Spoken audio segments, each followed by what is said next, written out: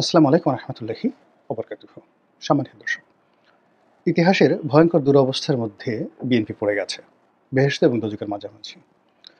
BNP রাজনৈতিক জীবনে বহুবার বিপত্তি এসেছে এবং সে সকল বিপত্তি কখনো প্রকৃতিগতভাবে, কখনো সাংগঠনিকভাবে তারা মোকাবেলা করেছে এবং তারা ঘুরে দাঁড়িয়েছে। শহীদ প্রেসিডেন্ট জিয়াউর রহমানের হত্যাকাণ্ডের পর, তারপর জাস্টিস সাত্তার সেই সরকার পতনের পর, এরপর ১৯৮৬ সালে এরশাদ সাহেবের সঙ্গে যখন তাদের সম্পর্ক খুব সাপে নেউলে হয়ে গেল এবং যে শেষ সময়টাতে বেগম জিয়াকে হোটেল পূর্বানী থেকে গ্রেপ্তার করা হলো, ওটা বিএনপির জন্য একটা বিরাট ডিজাস্টার ছিল। যখন কে এম ওবায়দুর রহমান জনতা দল করলেন, বিএনপি থেকে বের হয়ে তিনি আলাদা দল করলেন, তখন এরশাদ জমানাতে এটা একটা মারাত্মক ডিজাস্টার ছিল বিএনপির জন্য।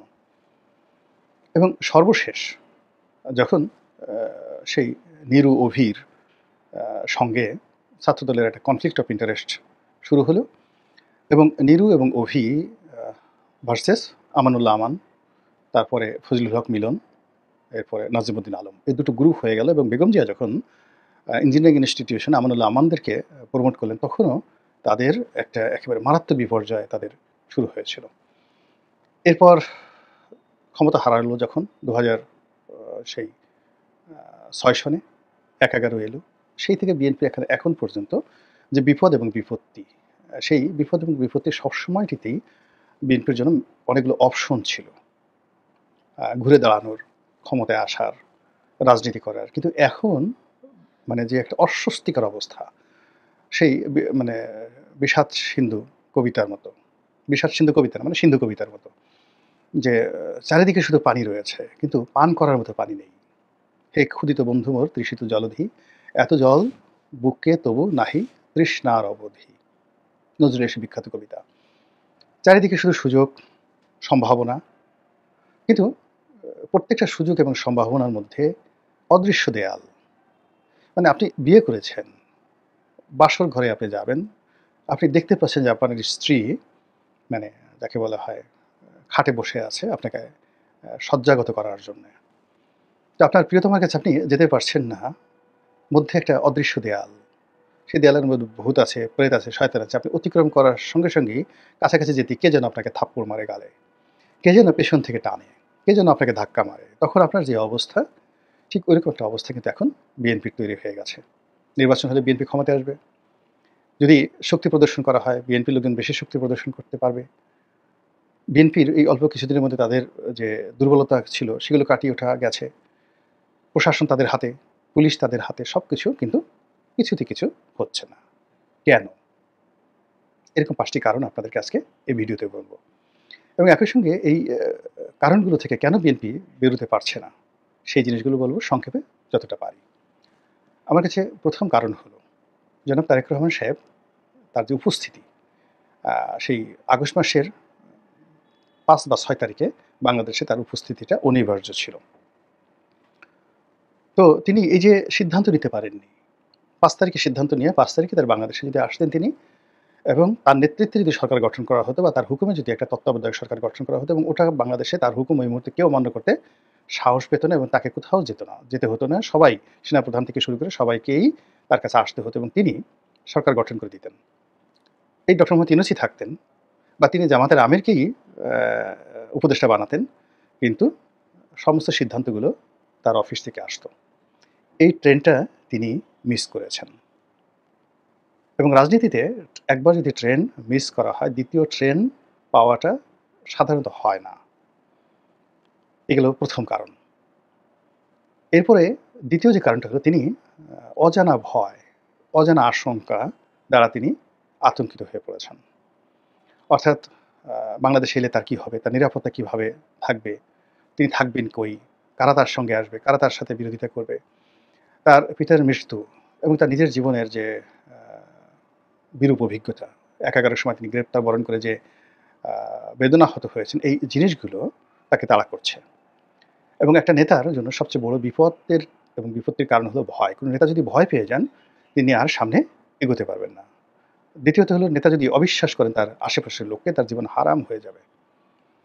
তো সেই ক্ষেত্রে যেহেতু তিনি অনেক দূরে আছেন, ফলে লন্ডনে যারা তার কাছে যাচ্ছেন, তার সঙ্গে কথাবার্তা বলছেন। বলার পরে তিনি সঙ্গতির কারণেই সিদ্ধান্ত নিচ্ছেন। দেখার পরে আবার একটু পরে সেই লোকগুলো বাংলাদেশে এসে যখন ২ নম্বরি করছে, নেতার সঙ্গে একটা ছবি আছে, নেতার সঙ্গে লন্ডনে দেখা করে আসলাম, এই গল্প ছেড়ে দলের যেভাবে সর্বনাশ ঘটিয়েছে অনেক নেতা আছেন, এটা তাকে আহত করেছে। ফলে তার বিশ্বাস এবং অবিশ্বাস এই দুটো তিনি এই আন্দোলিত হয়েছেন, কনফিউজড হয়েছেন, আবেগতাড়িত হয়েছেন, বিক্ষুব্ধ হয়েছেন, রাগান্বিত হয়েছেন বারবার, কয়েকবার, যে মানুষ এত বেইমান হয় কি করে? ৩ নম্বরে যে জিনিসটা হলো, সেটা হলো যে এটাও তারেক রহমান সংক্রান্ত। সেটা হলো ইমেজ সংকট।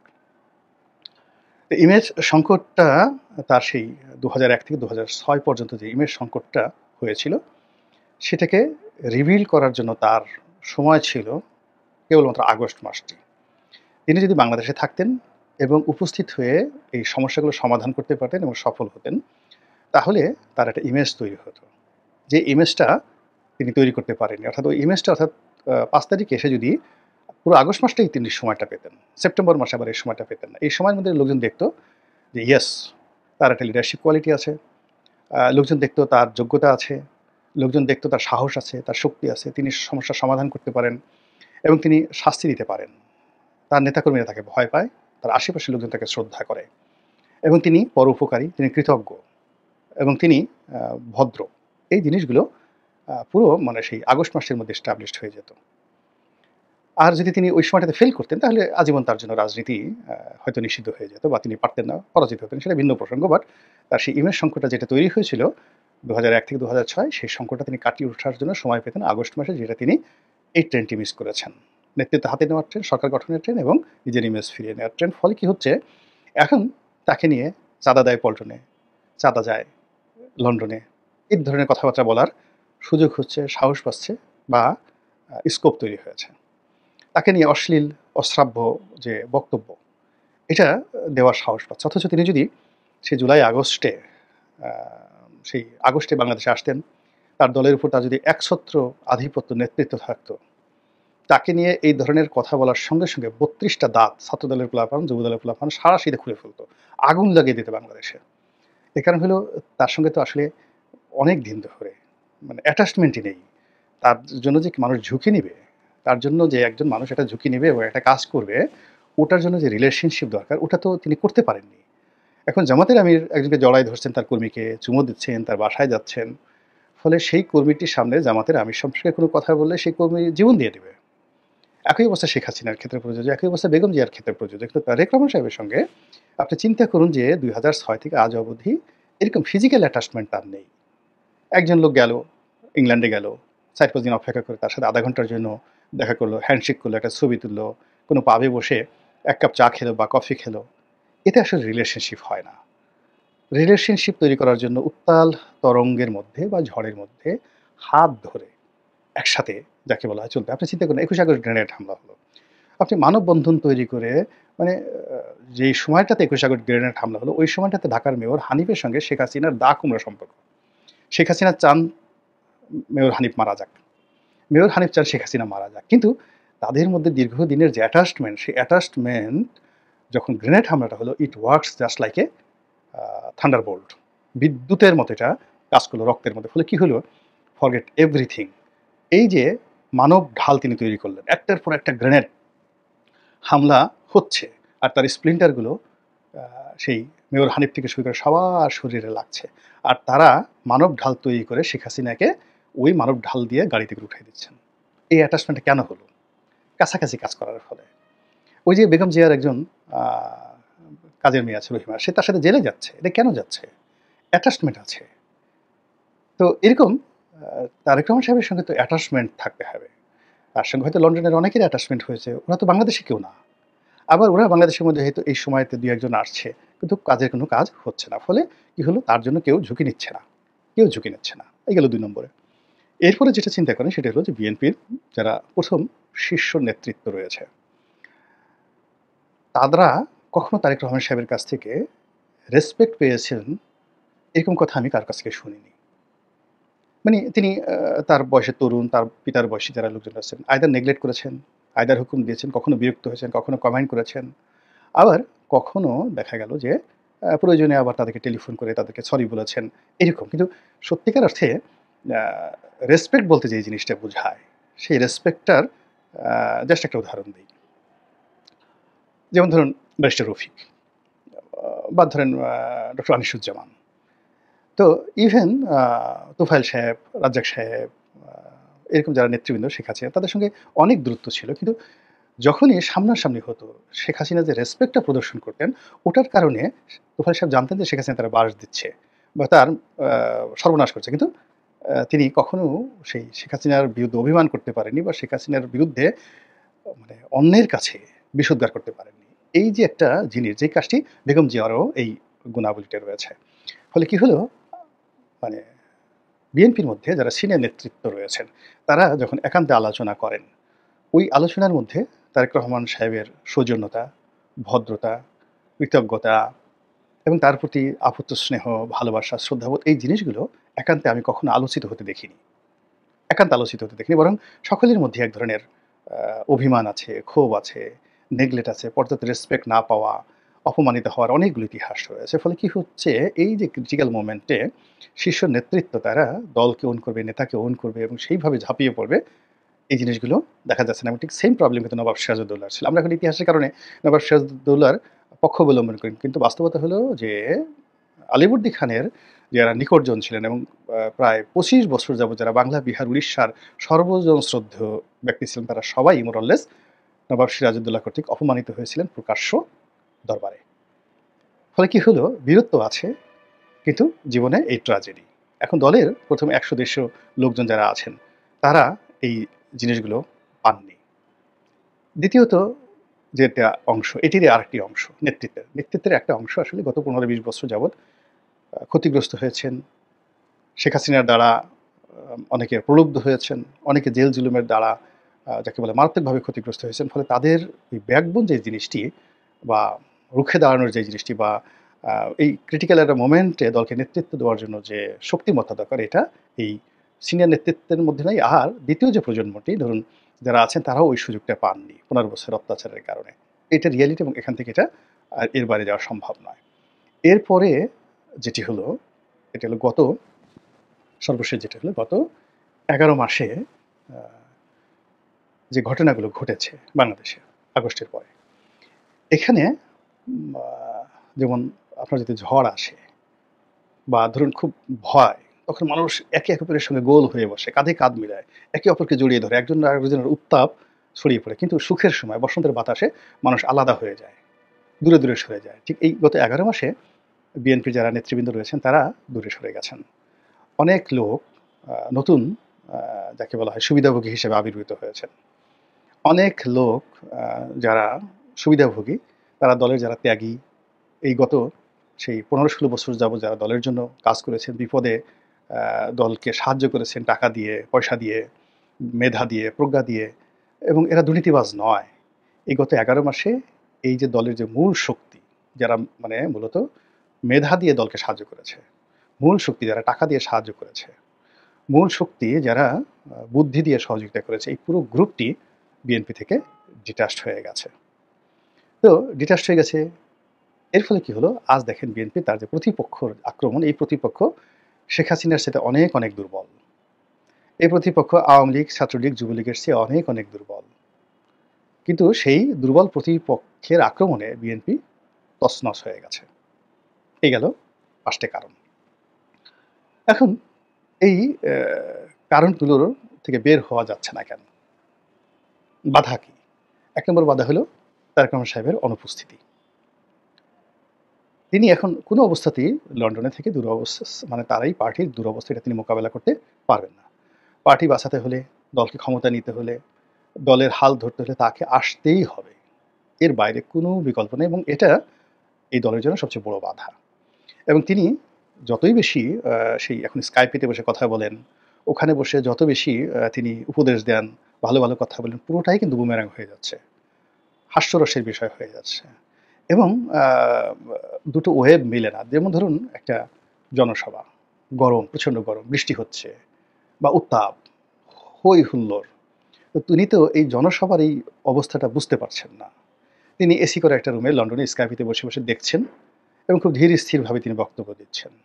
ফলে জনসভার উত্তাপের সঙ্গে তার যে উত্তাপ, এটা মিলছে না। ফলে দৃশ্যগুলো পাশাপাশি যদি আপনি দেখেন, এটা হাস্যকর হয়ে যাচ্ছে। দৃশ্যগুলো হাস্যকর হয়ে যাচ্ছে। আবার তিনি ওই ঠান্ডা করা রুমের মধ্যে বসে কখন উত্তেজিত হয়ে যাচ্ছেন, এরকম হয়ে যাচ্ছেন। যেমন ধরুন এই যে সর্বশেষ যে তিনি ডক্টর মোহাম্মদ ইউনূসকে একটা হুমকি দিলেন যে ডিসেম্বরের মধ্যেই নির্বাচন হবে। তো তিনি যেভাবে আঙ্গুল উঁচিয়ে রাগ হয়ে চোখ গোল, গোল করে কথা বললেন, ওটার সঙ্গে মানে তার রাগের সঙ্গে ফিল্ডের কোনো মিল ছিল না এবং তিনি বাংলাদেশে বসে মঞ্চে বসে যদি এই ধরনের কথাগুলো বলতেন, আগুন ধরে যেত বাংলাদেশে। পুরো অবস্থাটা এই যে তার যে অনুপস্থিতি, এটা হলো সবচেয়ে বড় বাধা। দ্বিতীয় বাধা হলো চাঁদাবাজি। মানে সত্যিকার অর্থে এখন বাংলাদেশে চাঁদাবাজ কারা, চাঁদা কালেকশন করে কারা, ময়লার টেন্ডার কারা নেয়, থেকে শুরু করে নানা রকম দুর্নাম যে বদনামগুলো হয়ে গেছে, এটা অস্বীকার করার কোনো উপায় নেই। এখন তাদেরকে বহিষ্কার করা হচ্ছে, তাদের বিরুদ্ধে কথা বলা হচ্ছে, সরকারকে যাকে বলা হয় দায়ী করা হচ্ছে যে সরকার এই জিনিসগুলো করছে না। কিন্তু আল্টিমেটলি পাবলিক একটা সন্দেহপ্রবণ মন এবং মানুষ বলতেই সন্দেহপ্রবণ। তারা চিন্তা করছে যে চাঁদা তো লন্ডনে অবশ্যই যায়। না সে লন্ডনে সে থাকে কি? তার তো চাকরি নাই, বাকরি নাই, খায় কি? টাকা পায় কই? ইত্যাদি কথাবার্তা। মানুষ বসে, বসে কি করবে? চায়ের দোকানে সারাদিন কল্পনা করে এবং ওখানে বসে, বসে এই যে দুর্নাম এবং বদনামগুলো অর্থনৈতিক সংক্রান্ত যে বদনামগুলো সরাসরি আ তাকে জড়িয়ে ফেলা হচ্ছে, এটা হলো ২য় বাধা। ৩য় বাধা হলো যে এই মুহূর্তে আ সাইবার যুদ্ধ, মানে বিএনপির বিরুদ্ধে যে সাইবার যুদ্ধ চলছে, সেই সাইবার যুদ্ধ মোকাবেলা করার মতো শক্তি বিএনপির নেই। এখন জামাত তো অনেক আগের থেকেই তাদের সোশ্যাল মাধ্যমে তারা নাম্বার 1 এবং সেই সোশ্যাল মাধ্যমে জামাতের সঙ্গে আবার যুক্ত হয়েছে আওয়ামী লীগের বটবাহিনী। মানে আওয়ামী লীগে যারা এখন প্রচারণা চালাচ্ছেন তারা। তো এই দুটো সম্মিলিত শক্তি, তার সঙ্গে, সঙ্গে আবার এনসিপি। মানে পুরো শক্তিটি বাংলাদেশের রাজনৈতিক শক্তিটি, অন্য তাদের মধ্যে মতবিরোধ থাকতে পারে, অন্য যা কিছু থাকতে পারে, কিন্তু বিএনপি বিরোধিতায় একেবারে সবাই এক। ওই জিনিসগুলো তারা মোকাবেলা করতে পারছে না। ৪ নম্বর হলো তারা বন্ধুহীন হয়ে পড়েছে। এখন আপনি যদি বলা হয় যে বেগম জিয়া, তার নবরত্ন কয়জন ছিলেন? ৯ জন রত্ন কারা ছিলেন? আপনি বলতে পারবেন চোখ বুজে। খন্দকার মোশাররফ সাহেব ছিলেন, মঈন খান ছিলেন, সাইফুর রহমান সাহেব ছিলেন, তারপর শেষে কে মুবাইদুর রহমান সাহেব ছিলেন। এরকম আপনি ৯-১০ জন বলতে পারবেন। সব সরকার আমলে তার ছিল। মোসাদ্দেক আলী খালু সাহেব ছিলেন, হারিছ চৌধুরী সাহেব ছিলেন। এর মধ্যে বিতর্কিত কয়জন আর সর্বজন শ্রদ্ধেয় কয়জন? আপনি দেখবেন সর্বজন শ্রদ্ধেয় বেশি। আচ্ছা, শেখ হাসিনার নবরত্ন কারা? একেবারে ১ম থেকে।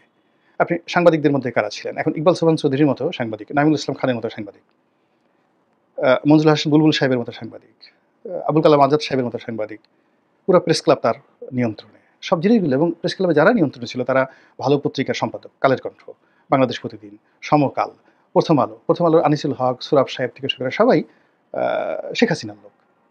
তো সেখানে এখন আপনি দেখান তো যে বর্তমান জমানাতে একটা পত্রিকা দেখান, যে পত্রিকাটা বা একটা টেলিভিশন দেখান যেটা তারেক রহমান সাহেবকে এবং বিএনপিকে প্রমোট করছে। করছে না। আচ্ছা, ব্যবসায়ীদের মধ্যে চিন্তা করেন। ব্যবসায়ীদের মধ্যে জামাতপন্থী ব্যবসায়ী বলেন, আওয়ামী লীগপন্থী ব্যবসায়ী বলেন, পুরো গত ১৫-১৬ বছর যারা জামাতকে সহযোগিতা করেছে, আওয়ামী লীগের সহযোগিতা করেছে, তার কাউন্টার তারা ভুল পাল্টেছে, কিন্তু বিএনপিকে সহযোগিতা করছে একটা গ্রুপ দেখান তো। নেই। আচ্ছা, ব্যবসায়ী বুদ্ধিজীবীদের কথা চিন্তা করেন। বাংলাদেশের বুদ্ধিজীবীরা যেভাবে মানে জামাত কেন্দ্রিক, যেভাবে আওয়ামী লীগ কেন্দ্রিক, সেভাবে বিএনপি কেন্দ্রিক বুদ্ধিজীবী তাদের কে আছে? আব্দুল হাই শিকদার যুগান্তরের সম্পাদক, জামাতের লোক। আপনি কারা আছে? কেউ হয়তো দেখা গেল যে অনেক কর্পোরেট ২-১ জন সাংবাদিক আছেন, যারা অর্ধেক জামাত, অর্ধেক বিএনপি। কিন্তু তাদের তো ইমেজ নাই, ২ কলম লিখতে পারেন না। তারা শুধুমাত্র ওই সাংবাদিকদের ট্রেড ইউনিয়ন করেন। আর ওইভাবেই তারা চলেন। কিন্তু তাদের একটা লেখা ১০ লাখ লোক পড়ে, এরকম কোনো লেখক তো বিএনপির নেই। বিএনপির নিজস্ব কোনো লেখক নেই। বিএনপির এমন কোনো প্রিয় মুখ নেই, যার কথা মনোযোগ সহকারে মানুষ শোনে। আচ্ছা ধরুন, পিনাকির কথা মানুষ শুনে। এখন পিনাকি তো জামাতের লোক। জামাতের পক্ষে তিনি কথা বলছেন। তো বিএনপির পক্ষে কারা কথা বলছেন? বিএনপির যারা জাতীয়তাবাদী শক্তি তারা টকশোতে যাচ্ছেন, কথাবার্তা বলছেন। কিন্তু এই লোকগুলো তো সর্বজন শ্রদ্ধেয় নন। ফলে কি হলো? এই যে মেধাভিত্তিক যে জায়গা, সেই জায়গাতে জামাত বিএনপির কাউন্টারে যা কিছু করছে, ওটা কাউন্ট করার মতো অবস্থা নেই। এবং ৪ নম্বরে যেটা আছে সেটা হলো আন্তর্জাতিকতা। এখন বিএনপির সামনে একটা সম্ভাবনা আসতে পারে। এই সম্ভাবনাকে কেন্দ্র করে পাকিস্তান, আ চীন, এমনকি ভারত, এমনকি আমেরিকা তাদের সঙ্গে ফরমাল বৈঠক করছেন। কিন্তু যেটা স্ট্র্যাটেজিক্যালি কৌশলগত যে পার্টনারশিপ, যেটা জামাতের সঙ্গে ধরেন তুরস্কের এবি পার্টির আছে, এরদোয়ানের আছে। জামাতের সাথে যেটা আছে পাকিস্তানের আছে। চীনের সাথে, সৌদি আরবের সাথে, কাতারের সাথে আওয়ামী লীগের আছে। ভারতের সাথে আওয়ামী লীগের আছে। এইভাবে কৌশলগতভাবে যাকে বলা হয় বিএনপির বন্ধুকে বিএনপির আন্তর্জাতিক অঙ্গনে হোয়াইট হাউসে গিয়ে সংবাদ সম্মেলনে উপস্থিত হতেন মুশফিক ফজল আনসারী। উনি তো এখন রাষ্ট্রদূত। তো রাষ্ট্রদূত হিসেবে তার দায়িত্ব ইউনূস সরকারকে সহযোগিতা করা। উনি তাই করছেন। উনি তো এখন তারেক রহমান সাহেবের পক্ষে কথা বলবেন না। তো এইভাবে যে সরকারি পদগুলোতে যারা গেছে বিএনপির এই আন্তর্জাতিক অঙ্গনে সবকিছু ম্যানেজ করার জন্য যে বন্ধু দরকার, যে কানেক্টিভিটি দরকার, ওটা এই ঢাকা শহরে তাদের যে একটা আন্তর্জাতিক কমিটি আছে, মির্জা ফখরুল আমির খসরু মাহমুদ চৌধুরী, তারপরে শামা ওবায়েদ, এরপরে আব্দুল আল মিন্টু সাহেবের ছেলে তাবিদ আওয়াল, মানে ওনাদের কাজই হলো যে কোনো একটা রাষ্ট্রদূতের বাসায় গিয়ে একটা ডিনার আয়োজন করা বা তাদেরকে একটা ডিনারে বা লাঞ্চে দাওয়াত করা।